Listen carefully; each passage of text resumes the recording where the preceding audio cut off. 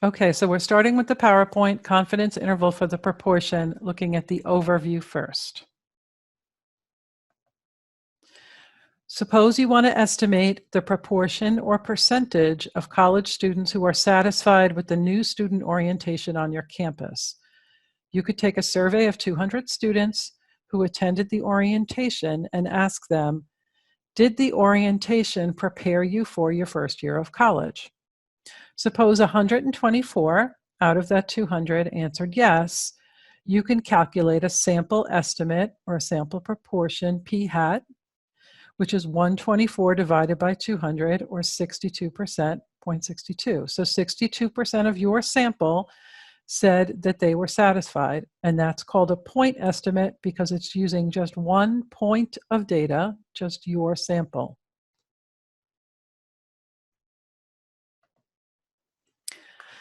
It's always important to remember when you're using sample data for estimating the population, there's a possibility that your random sample doesn't reflect the population and that is called error. So we're going to be looking at the sampling distribution of all the p hats, or all those sample proportions, and put them in a distribution, and we'd like this to be normal for the confidence interval to work. So we have the following initial conditions for the sampling distribution of the sample proportion. That word should be proportion. So first we need a random sample. We need n times p hat times 1 minus p hat to be greater than or equal to 10. And we need our sample size to be less than 5% of our population size. Now, why are we using p hat in this formula where we always had n times p times 1 minus p? See, in here we have a p hat. Well, in the confidence interval, what we're trying to do is estimate p because we don't know what it is. Since we don't know p, all we have is our sample data. And we're trying to use our sample data to estimate p. So all we have to use instead of p, which is unknown, is our estimate of p hat. So our p hat is all we have, so that's the best we can do, is take n times p hat times 1 minus p hat and make sure that that is greater than or equal to 10. The way we can influence that, if it's not greater than or equal to 10, is just to have a bigger n or a bigger sample size, and that can make it bigger than or equal to 10.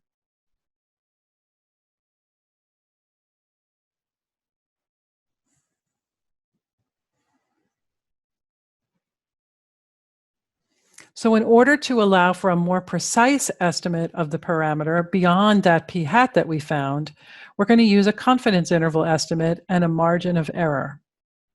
A confidence interval for an unknown parameter consists of an interval of numbers based on a point estimate. It has the form lower bound and upper bound, written in the form lower bound, comma, upper bound. So this is really similar to the mean that we did in the last section. The confidence interval is also written p hat plus or minus a margin of error, where the margin of error is the number that defines the lower and upper bound of the confidence interval. So as we said with the mean, we're starting with our p hat estimate. So this is our sample estimate.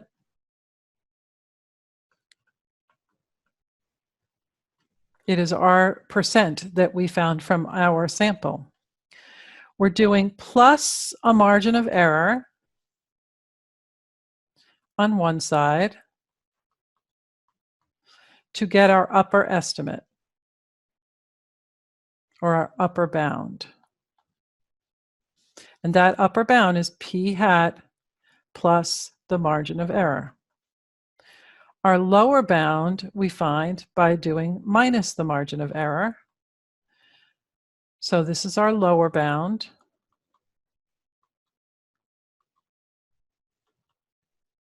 And this is going to be p hat minus the margin of error. And that whole interval is called the width.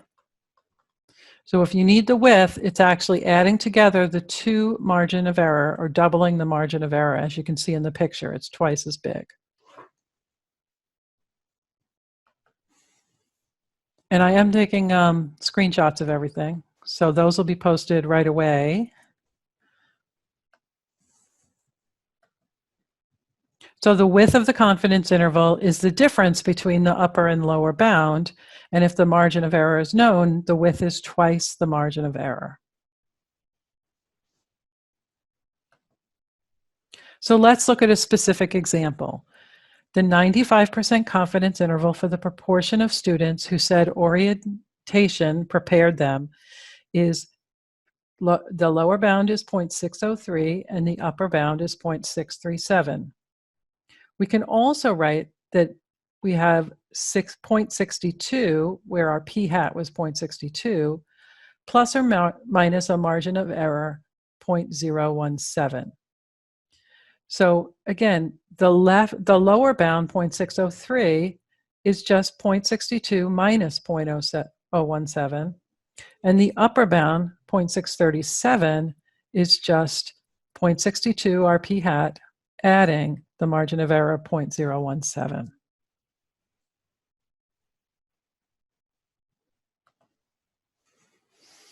The confidence level represents the expected proportion of intervals that would contain the parameter if a large number of different samples is obtained. So the confidence level is usually 95%, 98%, or 99%. A confidence level of 95% has a level of significance, the opposite of 95%. We call that alpha, and it's 1 minus 95%, or 5%. So let's walk through that a little bit. So if I start with wanting a confidence level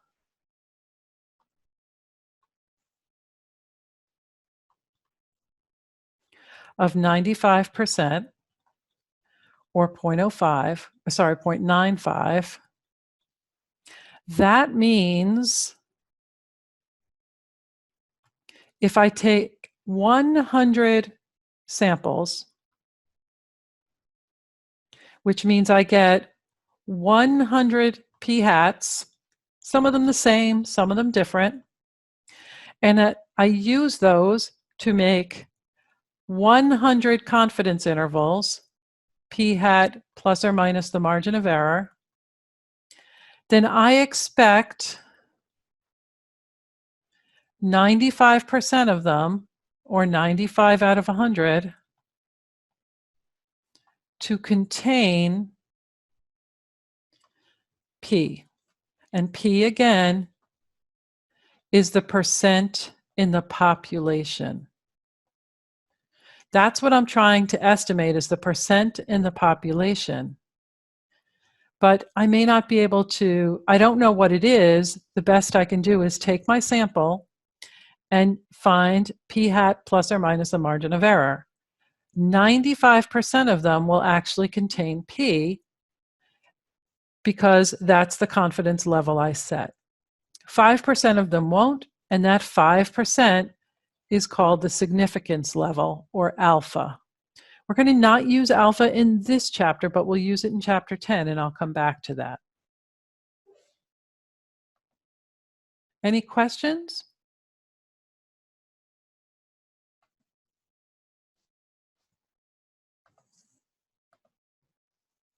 So how do we state the confidence interval? This part's important. You have to do this at the end of every question about the confidence interval. When we report, we say the confidence level, the parameter that we're estimating, and the lower bound. There are a few of you that didn't do this quite correct on the classwork. We want to say we are 95% confident, or whatever that percent is that we have, that the proportion of students who thought that orientation prepared them for the first year of college is between 0.603 and 0.637 hours. So confidence level is 95% confident.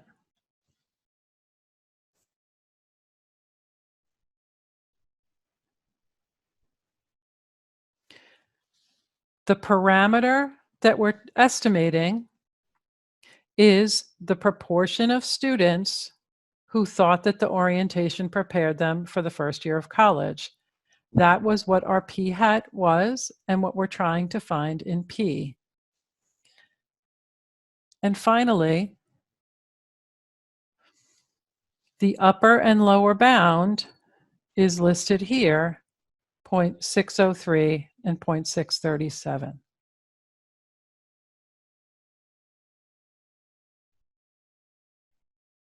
Any questions? All righty.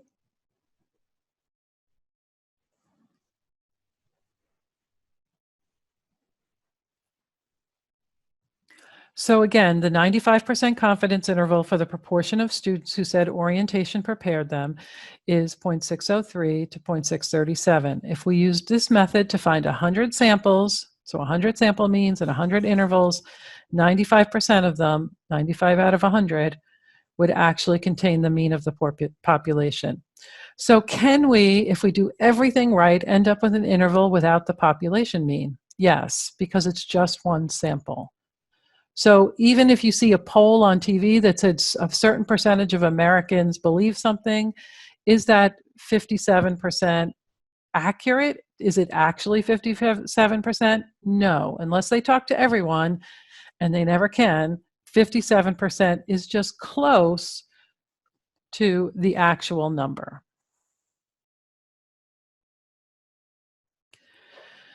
So the margin of error, how big it is, how big those confidence levels are, depends on three things. Let's go through them. First, the level of confidence. The level of confidence is defined by the researcher. Do they want to be 95% confident or 99% confident? So that's what this is talking about when they talk about the level. 95, 99, 90, what is it they're looking for? As the level of confidence increases, you're saying you want more intervals. I'm going to put some notes over here. More intervals have to actually contain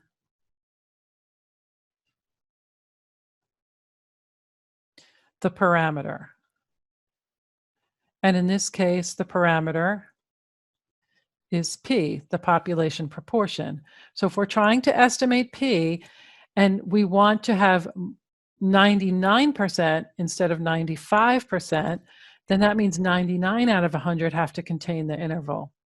Well, those sample estimates aren't changing. What's going to change, it's going to become a wider interval so that you can actually catch more times what the P is.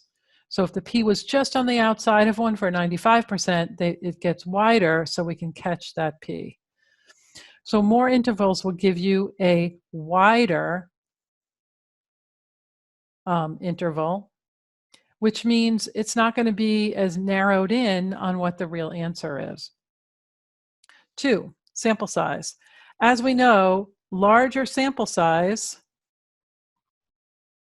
so n gets larger, then one extreme value doesn't impact the sample as much.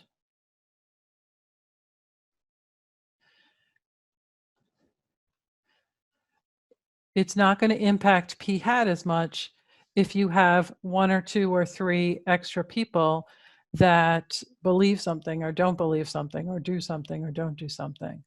So if you have a larger sample size, they're not going to impact it as much. So for example, if I have 10 people and ask them their opinion about something, and 3 of them happen to think it's terrible, 3 out of 10 is 30%. But if I ask 100 people the same question and 3 of them disagree, that's only 3%. So it's not going to impact as much one person's opinion. So a larger sample is going to give us a smaller margin of error because it's just not counting as much, those unusual views. And finally, the standard deviation of the population. As we know, the more spread out there is in the population, then we're going to have more spread out opinions, and so you can get swayed more and more.